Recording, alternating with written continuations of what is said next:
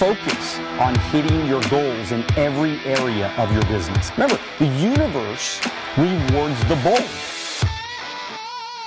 A leader has to take the risk. So welcome to Wealth on the Beach podcast. My name is Daniel Alonzo, and as always, I'm your host, bringing you some of the greatest minds in the world. We're talking business, we're talking money, we're talking health and wealth. And today we got the awesome Darius Kunca.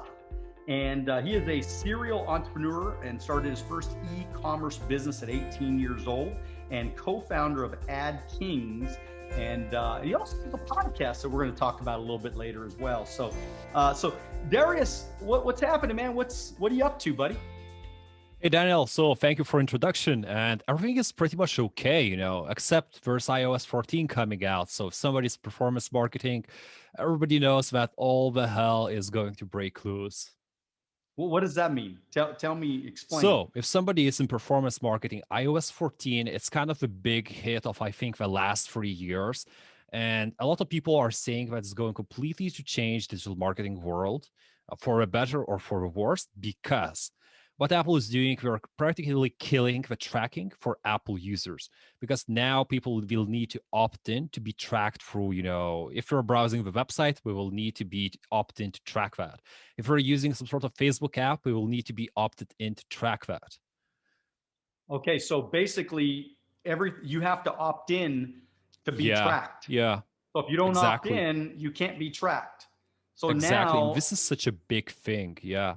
Yeah. So because all of marketing has to do with the people being tracked so that they can push that marketing, push the eyeballs towards those people. Is that what it is? Exactly. And honestly, like pretty much any online business that's running any type of advertising, even if it's not advertising, will get affected by this. This is why it's such a big deal. Huh. That's pretty interesting. I didn't hear about that. So let's, we're going to get all into that in a little bit. But I want to get to know you first a little bit. Where are you from? Because you have a very distinct accent. So I'm actually from a small country here in Eastern Europe called Lithuania. I'm from Vilnius, and it's actually a relatively lovely country with very beautiful greens and, parks and a lot of water. So when you were young, how early was it that they started to teach you English? I think I actually started from the first grade. So normally here in Lithuania, people get kind of start with English from I think fourth grade of elementary school, but they started from the first. And to be honest, I wasn't very good at English for a long, long time. And maybe in the last only 2 years, I got good enough to actually be able to speak to people, relatively fluently. So why do you think it took you so long? You could say in a way I was a bit lazy kid, but on a other way, I have a certain story, where maybe, take a step back, right? So it kind of all started in the second grade for me, where my father died, right? And it was a big shocker. And back then I didn't even understand what was happening. And only now, when looking through all these years back to that date, I do understand, how my life went and how many of my decisions and things were affected by it. And one of the biggest thing was that it caused me to shut myself in and be too afraid to speak with people. And this is why, I was never able to break through my English barrier till the point that I think, started to happen, I think, at 11th grade of high school. This means, for 10 years, I was having problems speaking with people. I was bullied due to that. And, it wasn't a very pleasant experience in general. But back then at 11th grade, something happened. And honestly, not sure if it's blessing or curse, but I got infatuated by girl, it's pretty much any high schooler story, and yeah, I became friends with her and everything was all right, and the problem was that I was too insecure in myself to tell her that I like her. And this continued for a year till I finally collected and myself enough and grew the balls, if you can say it this way, to tell her that, only for it to be too late. She was actually already got offer from foreign university to study there, and she was already ready to take it. And it's really cost me, to take another spiral down and really rethink my life. And I think in a way became too scared to live the way it was instead of changing. And this is where the magic started to happen. I started to push myself out of a comfort zone every day, consume self-improvement content constantly like 8, 12 hours a day, and just, go in the same school, go to people that I don't know, try to speak to them. And people soon started to hate me, avoid me, because I was that awkward kid that would go to them in the corridors and start speaking with them, trying to perfect my skills, and actually not even perfect, just improve them. So it would even be a human level. And during this time, I actually got introduced to Tim Ferriss for our work week, right? And this was the big, I think, book that changed a lot of my understanding about businesses and how the life could be led, that you could be working 4 hours a week. And of course, as any entrepreneur knows, once you get into entrepreneurship, it never ends at 4 hours. It becomes, 24/7. But back then it was a concept that just I was, relating with, and I loved and I understood that right now it's time to take charge. And this is how, it started. This is how I started my first business, actually, even high school. And I think I launched it right before going into university, like the first day before signing the documents to go into university. And so, we're kind of getting a little bit of insight as far as how you were as a kid. So you basically were awkward and you didn't have a lot of friends and you were bullied and it was difficult to communicate very well. And so things turned around really when you started to self-improve, right? I mean, it was Yeah. self-improve. So was Tim Ferriss anybody else that really inspired you growing up? There was this guy, Elliot Hulse, right? Right now, honestly, his channel went, and he changed himself as a person, right? But back in the days, I think, he was releasing videos pretty much daily on YouTube, talking about, becoming stronger, better version of yourself, the man.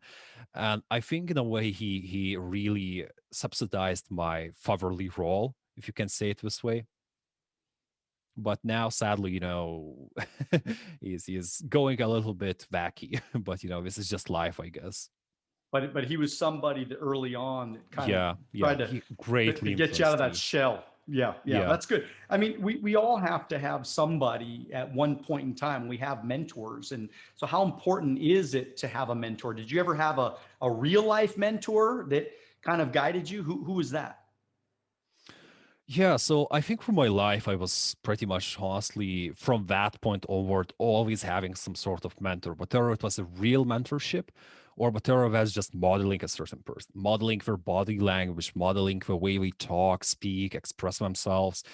And interestingly, now when I look at things back through these years, it's very easy for me to adapt my body language to match that person because I was actually, trained myself to learn from other people, how we speak, how we model themselves, how we hold themselves and express themselves. So now it's quite easy to me to do that. And so you're talking. I mean, you got into commerce, right? E-commerce. Yeah, yeah. How'd you get into that, and why did you go into that business? Or let me ask you this though: was what did you want to be when you were a little kid? Like, what was it that you thought you were going to be, and then how did that change into e-commerce? Okay, so I think I had a few phases when I was like, the childhood, even before the second grade incident. I was always saying that I will be a judge and will buy like a 2 cows for my grandma. Not sure why, but it was just a fun story. Yeah. I always thought that this will be the thing, right? But I was growing up, and through his darker years, I always thought I will be just a coder programmer because you do not need to interact a lot with people. Salary is good, and maybe I'm enjoying these logical challenges. But yeah, I would say Tim Ferriss for our work week completely changed this up. And why I chose e-commerce, right? Because it was 8 years ago back in the day, and I was 18-year-old kid. I couldn't offer any services out to the people. Nobody would really trust me because I was still having some problems expressing myself back in the days. I was getting better, but it was nowhere near as good as it is now. And yeah, I started e-commerce and it was basically Facebook ads was just starting. Shopify wasn't a thing back in the days. Nobody was talking about drop shipping and nobody was even having this concept even created. So what I did, I think I was even way before all this trend happening. I hopped into it, and what I did, I would order products from AliExpress, ship them back here, take in images. I would actually code my own website, learn to code in the summer, learn to do ads, videos, etc., and started running my own ads here. And this is how it started because I just figured it's very easy for me. And As a so kid, at 18 years old, I mean, like you were seriously motivated. Like, what was it looking back? Like, why were you so motivated? Did you just always want to make money? Did you want to have a better lifestyle? Did you want to impress somebody? Did you want to like what drove you? I would say there's like a few things, and as in pretty much like any good motivation, there is like a few aspects. There is reward and fear. So fear for me was always, reverting back and taking a step back towards that person that I was, because it there was like nothing more scary than that to me. And even to this day, this is why I'm always pushing myself. But the motivation factor from like the reward side was that my mother never was, the woman that would just spend a lot of money on me, or, or in general, we would have a lot of money. So money was certainly a motivating factor for me, just to be able, to go buy some clothes, improve myself. And another thing was, to be honest, right now is the time to take an action, because I was in university and the stakes were low. When you leave your basic university, you go work for somebody, ideally, actually not ideally, you get a loan somewhere, you get a family. It's very hard to start a business because you have so much to risk there, and you still usually need to keep your day job. This is why I just figured out right now is the time. And so, okay, so last year you generated over 45 million in sales and managed over 18 million in ad spend, and for you and nine of your clients. How does that work? I mean, and what's that like? I mean, how difficult is that to manage Yeah. 45 million in sales? Look, so through my life, from that point on, I was always taking the hardest route. I was always pushing myself. I went even to the university, but it was literally, the hardest university to graduate here in Lithuania. And I finished it because I figured out, I no longer want to avoid the challenge. It was, going all in. And similar thing with agency. Like, it took me some years to get to the agency, right? So there was an e-commerce business when I did freelance quite a bit for years, doing few different things from website development to ads, selling things, working with different businesses. But why I chose agency and going into international waters, and that was, like free. I would say we kind of started 3 years ago, but actually created a business 2 years ago. I was even having a hard time speaking English back then. And we needed to land the clients were, and seven-figure businesses. And it was craziness back in the day. But fun thing is, even with 2 weeks, somebody trusted your seven-figure business. The business was making, I think, 4 or 5 million a year. It was actually relatively pretty well known in its category to us. It was such a huge revelation that somebody might be giving you, I don't know, like $60,000 a month to spend on ads to learn what's working for them. And over the years, we just started to stack up. And, at first it was like $40,000, $60,000 a month for business. And now it's sometimes, $100,000 per day for certain business that we spend on Facebook ads. And I think this kind of like close touch with a lot of businesses, seeing what works for them, how to grow them, and sometimes having cases where we bump up a business, like 2, 3 times in a matter of a month, just gave me such a different perspective. But at the same time, we have seen businesses fail in the matter of one decision. And, even the client, for example, one client, we scaled them from 0.5 mil to $26 million a year in just 1 year working together. And we made one wrong decision, literally misled, like miswritten one order, which caused all the subsequent orders to go to the wrong people. We need to issue like millions of refunds. Just like one small decision, and we see businesses collapse. And this is what, I'm super grateful. It's ironic, but basically by owning an agency, I'm able to almost build up 10, 15, 20 other businesses and see what works, what fails, and what is a good decision and what is the bad decision. So it's almost like a boot camp for life. And so, I mean, what does it take to create Facebook ads or whatever, funnels that you're building? Like, what does it take to do something like that? And is it difficult? So reality is like the basic things are not difficult, and when we are starting, of course, it was way easier. And as we know, like each year, competition in the market gets tougher, returns decrease, and to be successful, you need to be more ingenious, have better edge, etc. So nowadays it's a bit harder, but I still think there's huge opportunity there, and pretty much agency life I would highly recommend it. Anybody who's just starting, maybe it's their first business, who wants to learn more about it. So, what about like a small business? So, I know you work with a lot of big businesses, but maybe let's just say if somebody is, trying to figure out Facebook ads, are there a couple of tips maybe you can give somebody? Let's just say they're making $50,000 or $100,000 a year, and they want to build their brand. They want to generate leads. They want to create more eyeballs on their business to grow their social media, to more name recognition. What sort of tips or ideas could you give them? Cool. So my first tip is do not buy courses from gurus.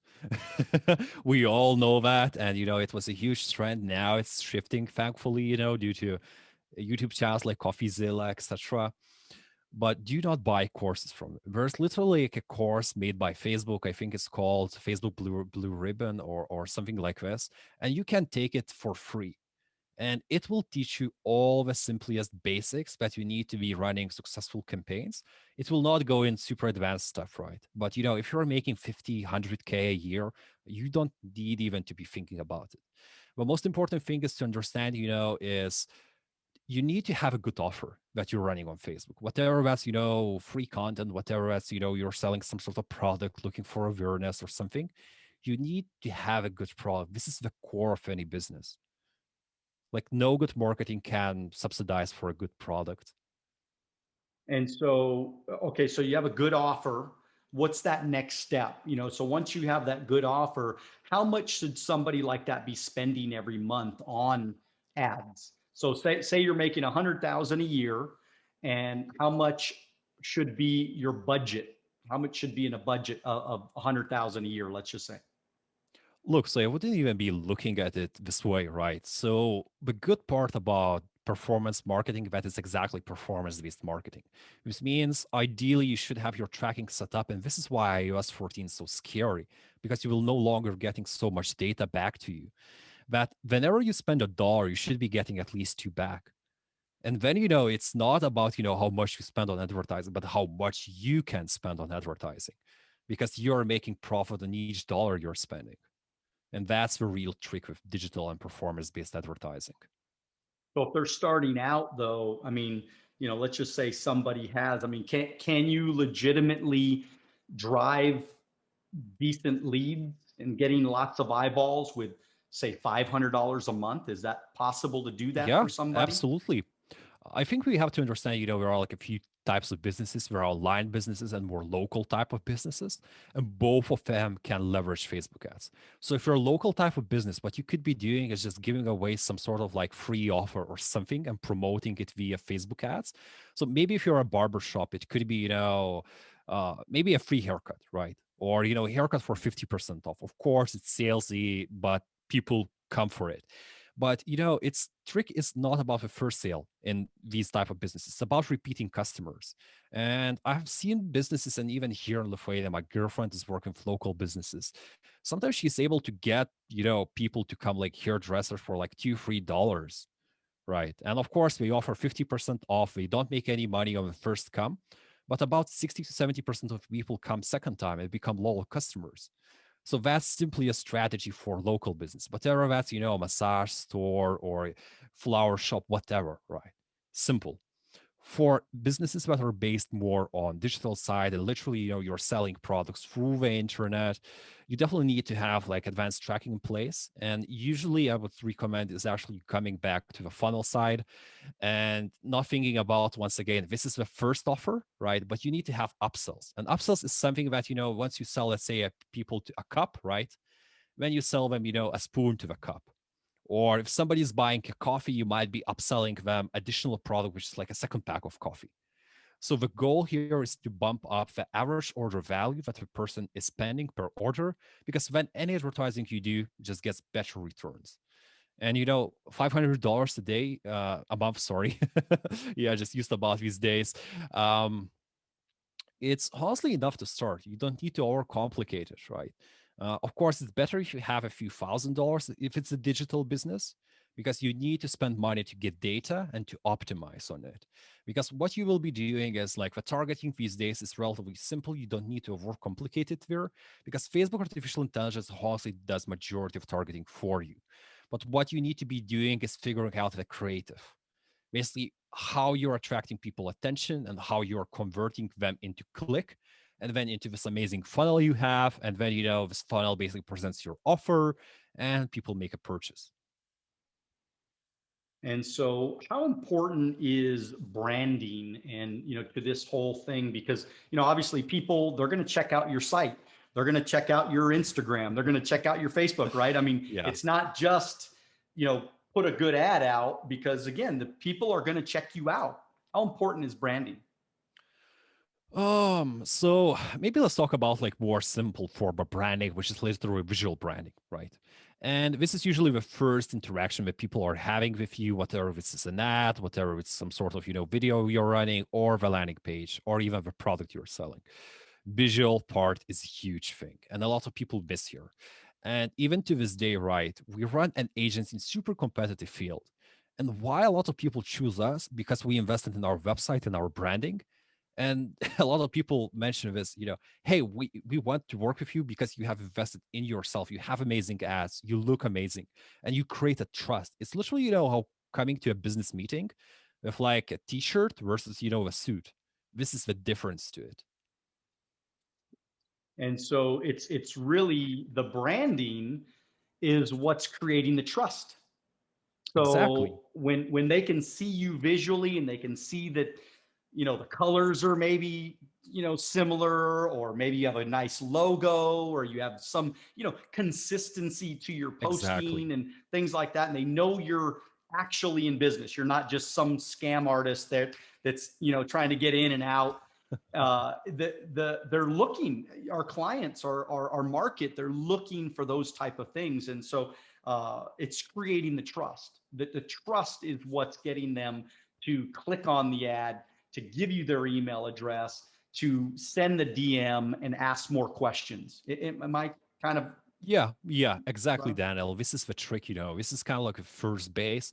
And of course, not sure if you're interested, but we can talk more about advanced branding, about positioning and, how you want to put certain ideas in your customer minds, which is, I think, becoming more and more relevant as we're getting more competitive. Yeah, no, I'd love to hear more about that. Tell me what's an advanced set of branding strategies. Look, so the most simple branding is, of course, visual part. And if somebody wants to see, how we are doing, you literally can go to our like Build to Scale e-commerce show podcast at www.btsshow.com. Go there, you will see a lot of our ads afterwards. I promise. You will figure out what is the visual branding. But there is a whole subtopic behind it, because the visual branding gets you the click, but the real branding gets you repeated customers, trust, and loyalty, and more expensive sales. And this is usually more about the branding messages you are delivering to the people and what you are standing for as a person. So personally, me, and this really needs to be real you, right? You need to be able to show yourself with all your good sides, weaknesses, struggles you had. Because even if, let's say, if it's taking, for example, this podcast, I told you my personal story at the start. And while it's not done intentionally, right, but it does create trust and relationship with me, right? If people maybe didn't knew me about me before, right? Some people might resonate with my father's death, my childhood years, or love. This is what helps to create emotional connection with me. And it's quite likely that these people will come and buy from me a few times over instead of just buying one time. And a lot of people miss on this about being real to the people, not faking it, not, putting a charade on it, or, saying that, hey, I made my first Lambo in a month, which I hate personally. And this is what I stand for. I stand for honesty. I stand for being real. And this is what my branding is about.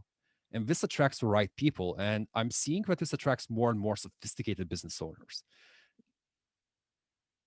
And so when you get that, you create that branding, you create the trust, you create the clicks.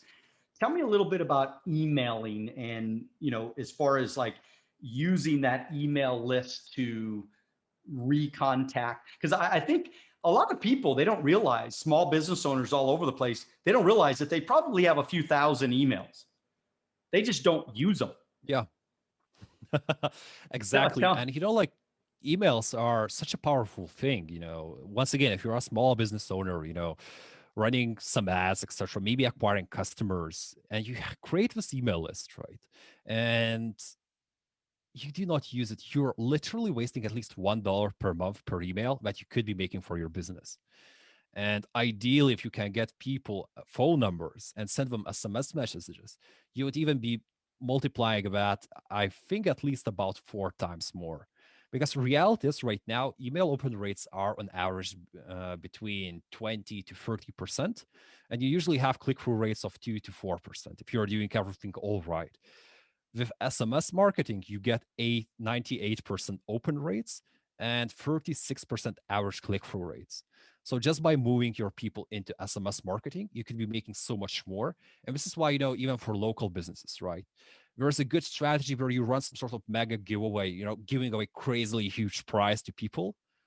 That could be, hey, if you're a restaurant, maybe give away, like a burger a day for a year, like 365 burgers to a person, right? One person. So it'd be crazily huge thing. And this is what campaign I actually did some years ago here in Lithuania. We drove these people into a landing page where we collected their info, phone number and email. And actually, I think we collected about 3,000 emails just by spending $200 on ads here. And we were able to make money from these emails over and over and over again just by sending them special offers, happy hour offers, etc. I mean, it's the Starbucks strategy when it comes down to it. I mean, I look at my email Yeah. every single day, and there's a Starbucks in there saying you're going to get more stars if you go in and get 3 coffees in the next 3 days or something like that. I mean, they do some stuff. It's like, I mean, and it's It just a works. star. It works. It's a star. It's closer to that free drink, and everybody wants something for free. Now they don't realize, what people don't realize is that I go in there, I have all these stars, I don't even spend them because the free drink, I'm waiting to boost it up to this bigger free drink or whatever. But it's interesting how when there's consistency of a message, you can't send an email out every once in a while. It's got to be a consistent message. Yeah. How often should we be sending emails to our clients? I also recommend at least 3 times a week. This is bare minimum three because three reality times a is, week. yeah, majority of people do not open your email, right? So reality is, most likely you will be hitting everybody 1 time a week if you're sending 3 times. I would even recommend, to go sometimes as drastic as 5 times a week or 6 times. But then you need to be thinking more about the value you're bringing to customers. And you shouldn't be just spamming them with offer and offer after offer, but giving them value, answering the questions they're having. Maybe if you're selling cosmetics, right? Do a cosmetics busting series where you're comparing different brands or, hey, this one is better for this type of age or this type of skin compared to another one. Just give value to people. Yeah, no, I love the value concept because I mean, uh, nobody likes spam. Nobody wants Yeah. to be nobody wants to be pummeled with, buy this, buy this, buy this. And I think it's a mistake too that small business owners make, even on their social media, where they're always trying to sell things. Like in my business, we recruit people, we do financial services, we do investments, we do insurances. The problem is, I never offer somebody to buy my product. I never say, Yeah. hey, buy insurance. But what's interesting, I sell so much insurance. It's unbelievable, right? This is the I mean, branding, yeah, right? that's You it. get it, right? That's the branding, what they That's it. talked about, like deeper concept of branding that a lot of Yeah. people usually do not see even. Yeah, because I mean, nobody wants to look at your post where you're trying to sell them something. Now, every once in a while, maybe once a week or once other couple of weeks, I might put out a, something said, hey, I'm looking for people. I want to talk with you. I want to DM. So there is kind of a little bit of like, you got to keep it balanced, maybe, again, correct me if I'm wrong, but I try to maybe do 9 value posts and maybe one post that has to do with, Exactly. hey, look, I want to talk with you. I want to, I'm looking for great people, and kind of a recruiting angle, trying to obviously bring more people in the business. What does that sound like to you? I think you're completely right. So technically, what we are doing ourselves, right? And what we have been doing over the years, we were building our own e-commerce community of like e-commerce founders, marketers. Now we have, I think, about 2.2K people there, so it's quite a bit of people. But the goal was always to provide value first. We were actually, I think through these years there was like maybe 5 or 6 posts where we actually, said that, hey, we're looking for somebody, etc. Now on the podcast, we start to do this more. But once again, it's a podcast. People are spending 15, 30 minutes listening to you. And right at the end, it's 30 seconds. It's not like, you're trying to put it down their throat. It's more about what value you offer and whatever we resonate with you emotionally, whatever we see the right fit. And if you're the right fit, honestly, people just find a ways to reach out to you. You don't even need to sell yourself. Yeah, it really is one of the most amazing things to me. I mean, this last year, because of Facebook ads that we ran, I had one of my best recruiting years in 2020 in a pandemic. So many Yeah. great things happen. I mean, lots of more business, lots of more recruiting, so many better things happened to my business because there was a branding focus, there was an ad focus, there was a targeting focus.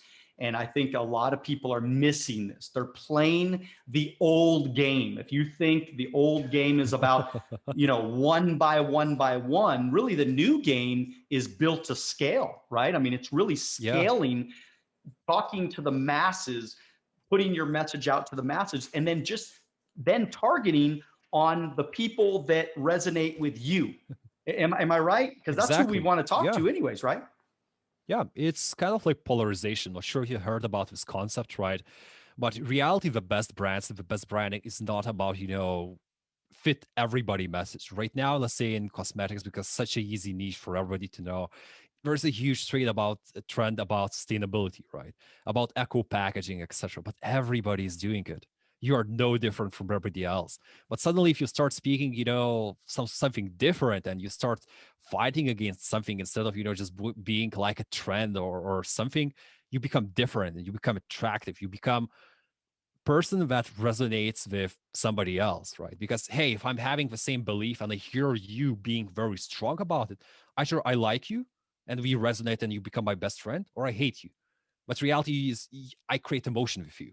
And this is what Trump even did, right? If you look at these years of a Trump year, he was always polarizing people. He was never safe. And this is why, he had such a good run. Of course, I don't want to talk more about politics. No, I completely agree with you. And I think that I've always been taught to have an opinion. And it's okay to have an opinion. You're not going to make everybody happy. I mean, Gary B uses the F word like Yeah. somebody in the fifth grade. You know what I mean? When they first Yeah. learned the F Yeah. word, right? And so, but some people are completely turned off by Gary V. They're never going to like Gary V. They'll never resonate with him. They'll never buy his products. They'll never, want to listen to him. But the truth is, there's a big portion of the world that like they're not afraid of the Love him. word. Yeah, they Yeah. love him. They're not afraid of the word. They're not afraid of the fact that he's a little bit harsh in his language. They love the authenticity of it all. Am I right? Exactly. Yeah, exactly. It's about being different from the masses and, not trying to blend in. And, it's ironic what I'm speaking about is, through my childhood, all I did, I was trying to blend in. Now it's vice versa. I just try to have my own opinion about things, but really to be honest to myself, what I like, what I hate, and speak about it. That's it. And so it really is. I mean, I think the message right there is just don't blend in. Stop trying to blend in with everybody else. Start becoming you. And I believe it's the authenticity that makes Yeah. it real. It makes it like this is you. And like me, hate me, whatever you want to do with me, that's fine. But I know there are people that are gonna like me. And as long as I Exactly. have a solid message and I have a backbone and I believe in what I believe in, we're gonna go somewhere big time. Hey, look, what companies, like, when should companies start using a PR team, and what's the benefits of having one? You know. Yeah, so maybe, I could first talk about e-commerce because this is what I'm most familiar with. So for e-commerce, I would say PR comes more after you're making at least 400, 500K per month, which kind of puts you at about 8 million per year. No earlier than that. Because honestly, if you're doing performance marketing right, it's so easy to get to this amount. 8 figures with e-commerce, if you just nailed, the formula that they mentioned, good offer, good ad, and basically good and what you mentioned about email marketing, retention, etc. It's so easy to get to that 8 figures. The problem starts after. And this is where you need the branding, where you need, to figure out who you are as a brand and really start investing into this PR game and influencers and start building up all this much more complicated system to support this business.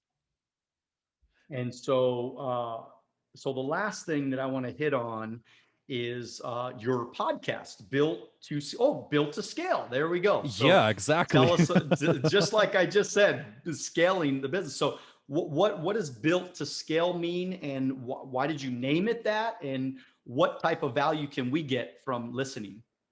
Yeah, so essentially I named it Build to Scale e-commerce show just because what I'm feeling is the right businesses are built for scale from early on, and they just stick like certain things that usually allows them to grow. And this is a show specifically oriented to e-commerce owners, and we usually cover like three core aspects here of building a successful business. One is the mindset, because you need to be, the right level of a mindset to grow your business to the next level. And this is what I'm seeing, all the time. You hit one level, you kind of need to evolve your thinking before you're able to grow to another level of a business. When we talk about marketing, and this is the same thing, you need to hit the one level of marketing to go into another level. And when we talk about business development processes, so it's kind of like this holistic approach where we believe e-commerce growth is right now. And basically, this podcast was created, to share our experiences, our client experiences, basically what we are seeing happens here every day, what works for them, what doesn't work, and really be honest and open about it to help people to understand where the hell we're getting themselves into. Because it's not just rainbows and sunshines. There are a lot of struggle, a lot of failures, and a lot of real things happening. But at the same time, it's the biggest So opportunity of this age. so struggle. Tell me about that. Like, what's been a struggle for you? What's one of the tragedies, or what's one the tough times for you that you've been through? Yeah, even right now, right? Because when you're running a business, honestly, pretty much all the time you're having certain struggles. So right now we are a 16 people team full time. Plus, I think we have 6, 8 people that are part timers. And we're working with just 9 businesses. This means we are rarely sometimes dependent on these businesses doing actually good, which is good. We are a boutique agency. This is our goal. We are more as a partners, to businesses. But at the same time, if something is not going right, and right now we are expecting things not to go right with iOS 14, we will recover, of course, but it's going to be shaky 6 months. And a lot of clients will get scared, panicky, and it's my job as a partner to keep them calm and collected and, lead them through this period. So this is kind of the biggest challenge we're having right now. So how are you going to pivot? I mean, how are you pivoting in the fact that can't target people like you used to be able to target people? So what's the solution? Yeah. It's more that you can't target. It's more that you do not get data behind their actions and you can't retarget them. Because we know this is the best audience you could ever have is retargeting where you're making a lot of money. So what we are doing is, right, we are already moving towards more advanced tracking softwares. They are quite expensive things, but what they allow to do, they're allowed to track things externally outside of platforms and see a full customer journey from point A, B, C, D, E, F, G, whatever we click through Facebook ad, view your YouTube ad, clicked on your AdWords link when read an article, and after 2 months you bought through email, you're able to track that back and attribute the sale to certain things. So this is the main thing we are doing right now, and then preparing clients psychologically, because this is the hardest part that will ever be. It's psychological preparation for the shakedown. How old are you? 26. 26 years old, man. You got this. You got this down, man. I'm very very impressed. This is the first time we met, obviously, and I'm really really impressed. We have a great audience of people that are mainly small business owners and not a whole lot of 8-figure earners yet, but they're coming. They're coming. And Exactly. but the truth is, this has been hugely valuable to I know our entire audience, and but man, you got it down. I Thanks, mean, Daniel. for being 26 years old, man, I am so impressed. Good for you for overcoming so many of your obstacles and so many of the challenges, especially coming from where you came from, and maybe not the most outgoing person to becoming a great speaker. I mean, shit, to know two languages or three languages, I don't know how many languages but to know several languages and to be able to speak like you speak and to be the kind of person you are, man, good for you, man. I think that is Thanks, awesome. Daniel. And you should be very proud of yourself, man. I mean, because I'm very proud of you as well. So, what do you do for fun, man? Do you have any hobbies? Like, yeah, you're making all this money. Like, Oh, what do you do yeah. with the money? Other than save it. I guess it'll sound like an old man, right? But I guess, these days with Corona here in Lithuania, I'm not having much fun. I usually Okay. like to travel more. So this is where usually I spend the money. But I do not even sometimes like to think, about the business and the money as the same thing. Of course, we make pretty good money there. But how I'm looking at it, it's more that it's for me, just personal experience journey of self-improvement. This is what the biggest kick I'm getting out of a business. It's not exactly money, it's just a plus to it. Right now, of course, I'm buying a car. Like finally after 8 years, I allowed myself to kind of like do some stupid splurging, because it's always about, okay, let's invest into the next day, let's invest into the next day, which it's a reasonable thing to do, but at one point or another you just have to do a stupid thing and So just what'd you buy? buy What, something. what what kind of car are you getting? Look, so for Americans and Canadians, it will be, economy level car. And here in Eastern Europe, this is literally, fancy car. So it's Mazda Miata MX-5. And basically, I'm a little bit in the cars. And this is convertible, which is like super fun to drive. I'm planning to mod the hell out of it. I That's the love goal. it. I love it. Well, good for you, man. Well, this has been so much fun. Thank you so much for coming on. And we really do appreciate your time. You've added a lot of value to our audience. And I'm excited about maybe diving a little bit deeper in the future. So, with that said, how do we get a hold of you? Because I know there are people that may want to reach out or maybe check out your website or look you up on Instagram. Tell us about how we get in touch with you. Yeah, so essentially, maybe the easiest way is just to check out our agency website, which is www.atkins.agency, or you can just honestly Google me on LinkedIn, and it's Darius Kunca with C, second C. So it's somebody say it's just Kunca, right? But I hate how it sounds. It's Kunca, and in Lithuania it's actually Kuncevičius, which is way too hard for many people to spell. So it's Kunca. Let's call it this way. Just look for me on LinkedIn, or you can even look us through Atkins Agency. Just easily find me. I'm usually sharing quite a bit of content here, and even planning to become much more active here in upcoming months. Well, you rock, man. Well, hey everybody, just make sure you go follow and like and subscribe and all that good stuff. Make sure as well as you smash the heck out of the like button here on YouTube, or if you're listening to iTunes, make sure you leave us a little review. And then do me a favor, go on, if you can, if you guys would be awesome, go on to Darius's his Instagram or wherever you can find him. Leave him a message and say, hey, I listened to you, I watched you, I know who you are because of Daniel Alonzo and Wealth on the Beach podcast. I would love if you would do that for me, and hopefully we can raise Darius up even higher and try to promote him as much as we can. With that said, everybody, just make sure that you continue to dream bigger, get after it, and most importantly, do it now. God bless you, and we'll see you at the top.